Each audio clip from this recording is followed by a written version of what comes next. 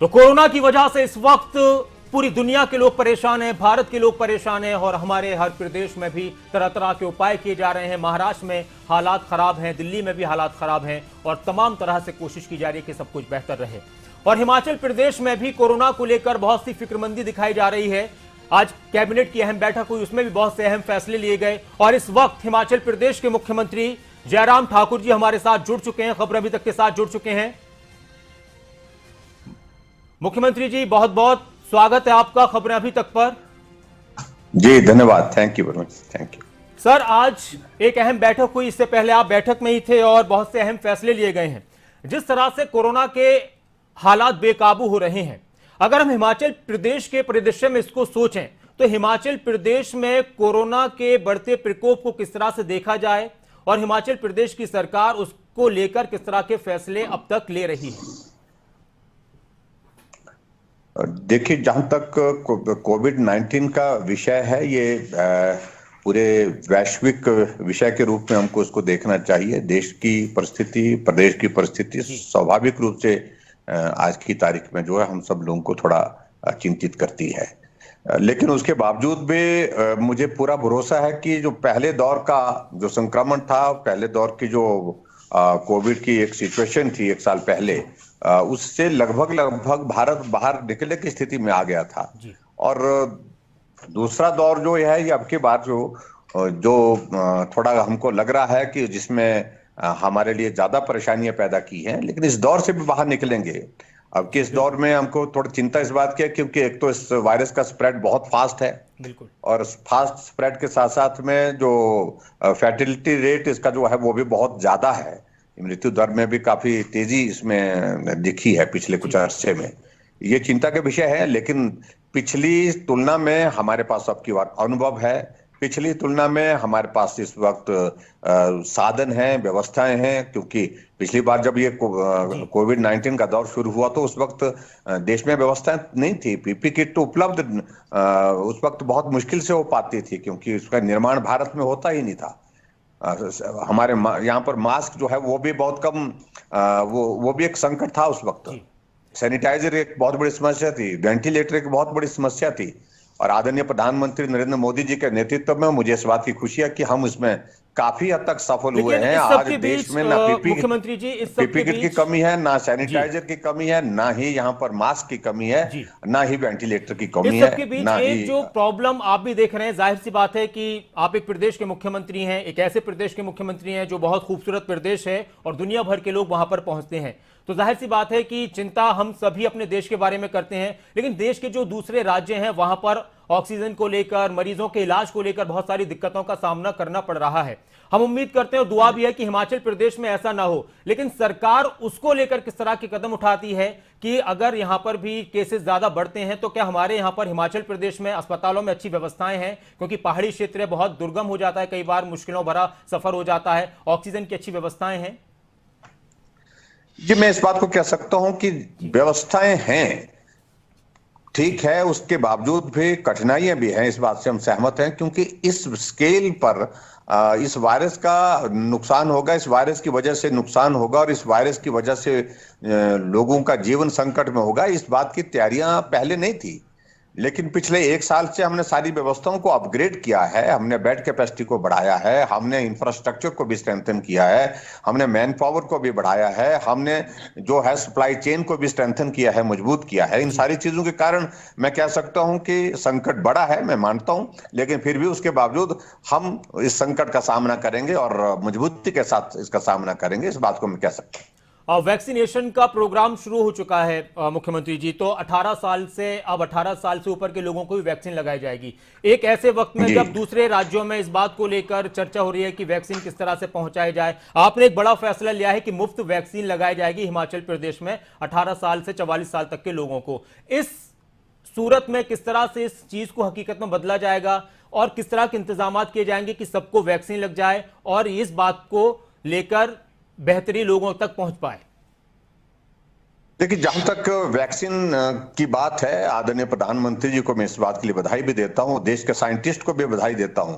हमारे लिए बहुत प्रसन्नता का विषय है कि देश के अंदर देश के ही साइंटिस्ट ने मेहनत करके इस वैक्सीन को बना करके तैयार किया और भारत में इस वक्त जो है विश्व का सबसे बड़ा वैक्सीन अभियान जो चल रहा है, उसके लिए मैं आदरणीय प्रधानमंत्री जी को बधाई देता हूं। और जहां तक हिमाचल प्रदेश में वैक्सीन की बात आप कह रहे हैं, तो मुझे इस बात की खुशी है कि बहुत व्यवस्थित ढंग से हिमाचल प्रदेश में वैक्सीन का यह अभियान चला हुआ है। लगभग 13,90,000 के लगभग हमारा वैक्सीन का जो है वो टारगेट जो अभी तक पूरा हो गया है, जो जहां वैक्सीनेशन हमने कर लिया है। और आज हमने कैबिनेट की मीटिंग में यह भी निर्णय लिया है, महत्वपूर्ण निर्णय लिया है कि हिमाचल प्रदेश में जो वैक्सीन उपलब्ध करवाई जाएगी 18 साल से ऊपर के सभी लोगों को, तो उनको सरकार जो है वैक्सीन मुफ्त में उपलब्ध करवाएगी। ये भी एक महत्वपूर्ण निर्णय आज लिया।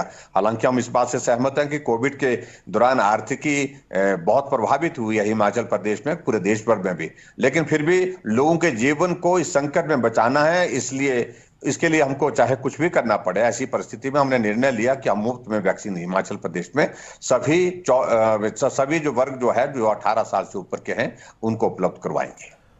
मुख्यमंत्री जी, मुख्यमंत्री की तरफ से और कैबिनेट के मंत्रियों की तरफ से कोविड रिलीफ फंड में अपने 1 महीने का वेतन दिया गया है। इसके लिए आप बधाई के पात्र हैं और जाहिर सी बात है कि जिम्मेदारी भी आप लोग फिक्र कर रहे हैं। विधायकों को लेकर अभी आपने कहा है कि हम अगली बार फैसले लेंगे, तो क्या विधायकों की तरफ से भी इस बात को लेकर अपनी बात कही जा रही है कि हमारा भी आप लीजिए, उनका कम वेतन लिया जाएगा या फिर उस पर भी और चर्चा होनी है? देखिए, मैं तो सभी हिमाचल प्रदेश में सभी विधायकों का, चाहे वो सत्ता पक्ष के हैं चाहे विपक्ष के, सभी का धन्यवाद करता हूं, आभार व्यक्त करता हूं। पिछले साल हमने इस प्रस्ताव को जब विधानसभा के अंदर रखा, विधानसभा के विपक्ष के नेताओं के समक्ष भी रखा, तो सभी लोगों ने सहमति की कि संकट बड़ा है, हम सब लोगों को मिलकर के इसमें काम करना है।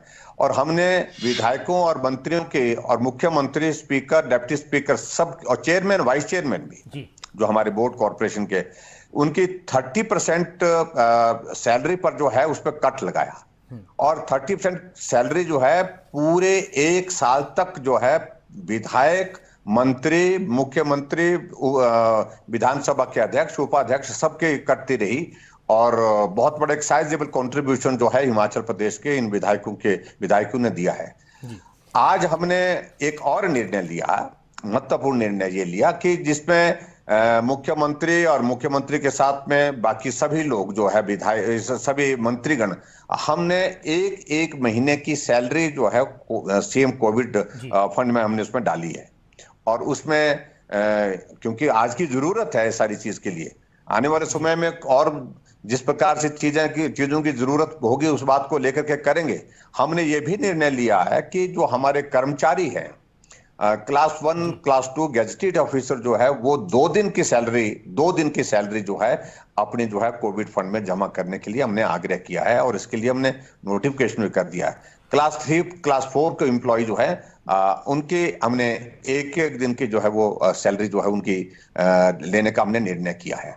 और इसी प्रकार से मुझे लगता है कि सब लोग मिलकर के जब ऐसे संकट के क्षण में एकजुटता का भी परिचय देंगे, उसका निश्चित रूप से लाभ रहेगा। मुझे इस बात को लेकर के थोड़ा सा जो है कुछ लोगों ने उसमें चर्चा अलग से की कि मुख्यमंत्री ने अपना सैलरी नहीं काटी, मंत्रियों ने नहीं काटी।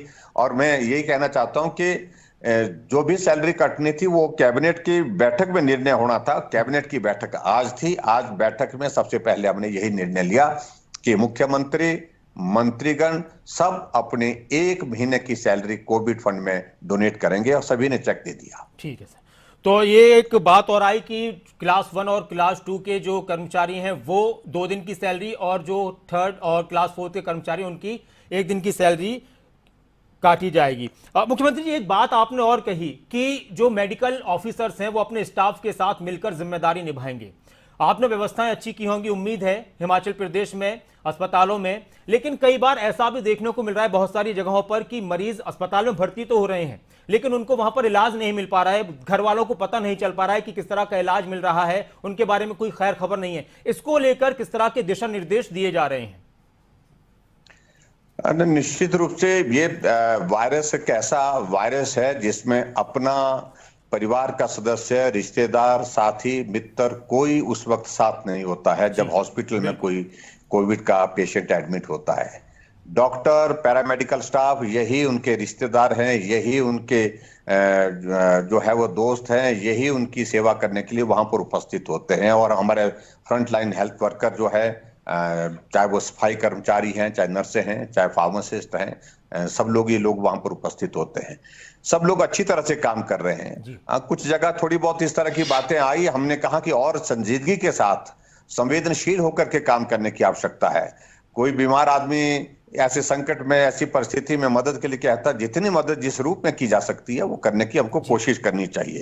ये तमाम बातें हमने कही हैं और मुझे इस बात की खुशी है कि डॉक्टर्स बहुत बेहतरीन ढंग से काम कर रहे हैं, अच्छी तरह से काम कर रहे हैं।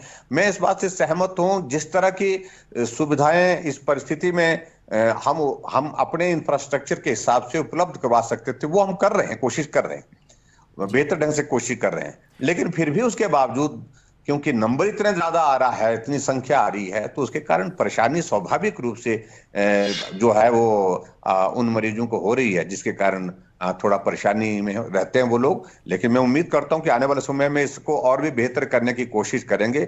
और होम आइसोलेशन में भी हमने इस चीज को लेकर के प्लान किया है कि जो उनका भी ख्याल रखा जाए, उनके हेल्थ पैरामीटर्स भी रिकॉर्ड समय समय पर होते रहें, ताकि किसी की भी तबीयत अगर ज्यादा खराब होती है, तुरंत उनको बेहतर स्वास्थ्य सुविधा के लिए हॉस्पिटल ले जाकर के उनको भर्ती किया जाए, ताकि उनके जीवन को बचाया जा सके। हम बेहतर ढंग से काम करने की कोशिश कर रहे हैं।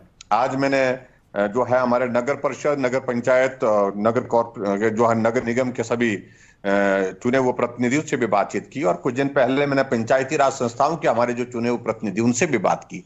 उन सबको भी कहा कि अपने अपने आपके वार्ड में, आपके एरिया में ऐसे जो हमारे कोविड-19 के जो पेशेंट है, चाहे वो हॉस्पिटल में है, चाहे वो हॉस्पिटल के अतिरिक्त होम आइसोलेशन में अपना ट्रीटमेंट कर रहे हैं, उनकी मदद करें, हर संभव मदद करें, और लगे हैं लोग मदद करने के लिए। मुख्यमंत्री जयराम ठाकुर जी, जो पाबंदियां इस वक्त लगी हुई हैं कोरोना दिशा निर्देशों को लेकर, क्या ये और सख्त हो सकती है? हिमाचल प्रदेश में पर्यटन से बहुत बड़ा हिमाचल प्रदेश में लोगों के लिए पर्यटन ही एक कारोबार का बड़ा जरिया है। तो आने वाले वक्त में पिछली बार बहुत से कदम उठाए गए थे, इस बार फिर से सिचुएशन वैसी ही है, तो जो पर्यटन कारोबारी हैं उनके लिए सरकार किस तरह की मदद आने वाले वक्त में करेगी? उनको किस तरह का भरोसा दिलाया जाएगा? जी, इस बात से मैं सहमत हूं कि पिछले साल कोविड के आने के कारण हमारा पूरा टूरिस्ट सीजन बर्बाद हुआ है, और अब की बार भी बहुत उत्साह के साथ टूरिस्ट हिमाचल प्रदेश में आ रहे हैं। और इस बीच में ये एकदम जो है वो कोविड के इसमें बहुत बड़ा एक सर्ज आया है, एकदम स्पाइक आया है, जिसके कारण हम थोड़ा चिंतित जरूर हैं। लेकिन फिर भी मैं उम्मीद करता हूं कि अब की बार जो है इसको कम कंटेन कर लेंगे। हमने अभी हिमाचल प्रदेश में टूरिस्ट को आने पर रोक नहीं लगाई है। हमने सिर्फ इतना ही कहा है कि जो बाहर से आ रहे हैं वो जहां भी हिमाचल प्रदेश में आएंगे तो कोविड टेस्ट की अगर वो रिपोर्ट उनके पास होगी तो बेहतर होगा। और दूसरा, हमने होटल वालों को इस बात के लिए जरूर कहा है कि जो एसओपी हमने बना करके दिया है उसका पालन करें, और उस पालन के साथ जो है वो वहां पर कोई टूरिस्ट आता तो उनको रखने की उनको इजाजत है। हम ये चाहते हैं हमारी होटल इंडस्ट्री भी चलती रहे, और उसके साथ साथ में हमारे जो है वो इस कोविड का संक्रमण भी फैलने से रुके। इन दोनों चीजों पर हम काम करने की कोशिश कर रहे हैं। लेकिन इस सबके बीच मुख्यमंत्री जी, एक बात यह आती है कि जाहिर सी बात है कि इस मुश्किल भरे दौर में आर्थिक स्थिति बहुत सारे प्रदेशों की, लगभग सभी प्रदेशों की आर्थिक स्थिति पर प्रभाव पड़ता है। ऐसे वक्त में आपने एक हेलीकॉप्टर लिया है, बताया जा रहा है कि उस हेलीकॉप्टर में 5.25 लाख रुपए महीने का किराया जाता है। तो इसको लेकर विपक्ष आलोचना कर रहा है कि एक तरफ मुश्किलों भरा दौर है और मुख्यमंत्री हेलीकॉप्टर ले रहे हैं। देखिए, एक तो मुझे लगता है कि मुझे विपक्ष के सोच पर बहुत हंसी आती है। ये हेलीकॉप्टर पहली बार लीज पर नहीं जी, जब धूमल जी मुख्यमंत्री थे तब भी यही हेलीकॉप्टर, इसी तरह का हेलीकॉप्टर जो है सरकार के पास जो है वो उपलब्ध रहता था, क्योंकि हिमाचल प्रदेश में हमको ट्राइबल के लिए सॉर्टिस करनी पड़ती है, ट्राइबल के लोगों को लाना होता है। और यही हेलीकॉप्टर जो है, इसी प्रकार का सेम हेलीकॉप्टर जो है, सेकंड हैंड हेलीकॉप्टर जो है, वीरभद्र सिंह ने 2013 में लिया था। वर्तमान में जो हेलीकॉप्टर हमारे पास पवन हंस का था वो 9 साल पुराना हो गया है। और 9 साल पुराने होने के साथ साथ में सारे के सारे पुर्जे उसके बदल दिए गए हुए हैं, एक बार नहीं अनेक बार। बहुत बार वो जो है वो 45 50 दिन 3 महीने तक जो है ग्राउंडेड रहा, वो सुविधा नहीं दे पा रहा था। और ऐसे में हमको बहुत सारी कठिनाई, जो ट्राइबल के इलाके में इमरजेंसी में जो ऑपरेशन करना पड़ता था उसके लिए बहुत बड़ी कठिनाई, हमको आर्मी का हेलीकॉप्टर इस पर किराए पर लेना पड़ता है और जो कॉस्ट वाइज बहुत ज्यादा पड़ता है। अच्छा। फिर उसके बाद हमने सितंबर 2019 में, आप सुन लीजिए, सितंबर 2019 में हमने टेंडर किया है, आज का नहीं है, सितंबर 2019 का टेंडर है ये।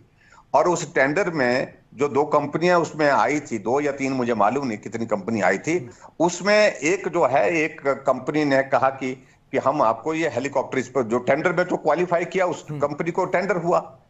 और उनकी जानकारी के लिए जो तीनों हेलीकॉप्टर का मैं जिक्र कर रहा हूं, जो वीरभद्र सिंह के जमाने में भी, चाहे वो धूमल जी की सरकार के जमाने में, ये हेलीकॉप्टर सिर्फ रशिया में बनता है। अच्छा। वही मेक है ये, जो MI-172। अच्छा। इस हेलीकॉप्टर में आपकी जानकारी के लिए 3 वर्षों में हमने हिमाचल प्रदेश में जो है वो अभी तक जो है 7,500 ट्राइबल के लोगों को, जो बीमार थे, वो बर्फ में फंसे हुए लोग, संकट में फंसे हुए लोग, उनको जो है वो सुरक्षित जो है वो निकाला है।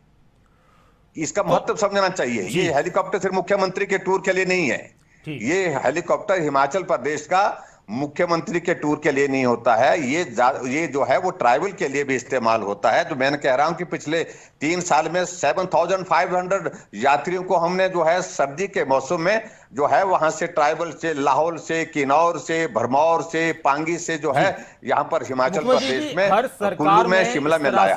आपने हेलीकॉप्टर की खूबियां बताई और उससे कितना फायदा हुआ, सिर्फ सरकार के कामों के हिसाब से नहीं बल्कि जनता को भी, उसका भी आपने जिक्र किया। तो विपक्ष के जो सवाल हैं, आलोचना है, ये जब हर सरकार के दौरान होता है तो इस चीज को किस तरह से देखा जाए? क्या ऐसे वक्त में, कोरोना के काल में, विपक्ष के सवाल जनता के दिमाग पर ज्यादा असर करते हैं?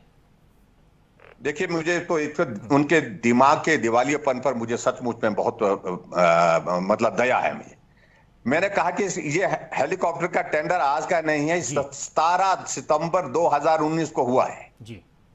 और उस वक्त कोविड नहीं था, कोविड के कारण इसकी डिलीवरी में डिले हुआ है। अब उसमें हम कुछ कर नहीं सकते हैं, लेकिन हमने उसमें क्लॉज लगाई है, अगर डिले होगा तो उसमें जो है उनको 50 लाख रुपीस पर मंथ उनका जो है वो पेनल्टी उनको पड़ रही है। अभी तक 8 करोड़ रुपए उनको पेनल्टी के रूप में भी पड़ गया इसकी डिलीवरी डिले होने की वजह से। ये हेलीकॉप्टर हिमाचल की आवश्यकता है, ट्राइबल इलाके की सर्विसेज देता है, और ट्राइबल इलाके की सर्विसेज के साथ साथ में हिमाचल प्रदेश में मुख्यमंत्री भी इसके इस्तेमाल के लिए करते रहे जी। और आज से पहले भी करते रहे, चाहे वो धूमल जी रहे, चाहे वो वीरभद्र सिंह जी रहे हैं। और कांग्रेस की गवर्नमेंट में हेलीकॉप्टर का इस्तेमाल दिल्ली में, यहां से दिल्ली से शिमला किसके लिए होता था? सिर्फ अपने मामलों के लेकर के होता था, और हमने इसको डेडिकेट किया। आपकी जानकारी के लिए मैं और चीज बताना चाहता हूं, ये हिमाचल प्रदेश में ऐतिहासिक एक घटना है कि हमने इसी हेलीकॉप्टर को, जो हेलीकॉप्टर जो हमारे पास था पावन हंस का, उसी हेलीकॉप्टर को शिमला से चंडीगढ़, चंडीगढ़ से शिमला के टूरिस्ट के लिए हफ्ते के 3 दिन डेडिकेट किया। आज से पहले किसी सरकार ने, किसी मुख्यमंत्री ने आज से पहले कभी भी अपने हेलीकॉप्टर को टूरिज्म के इस्तेमाल के लिए 1 दिन के लिए नहीं दिया, हमने दिया। लेकिन कोविड के संकट आने के बाद और वो चॉपर खराब होने की वजह से वो सर्विसेज बीच में रुक गई। जो हमारी जो चंडीगढ़ से शिमला, शिमला से चंडीगढ़ की सर्विस चलती थी इसी हेलीकॉप्टर के माध्यम से, उसको रोकना पड़ा।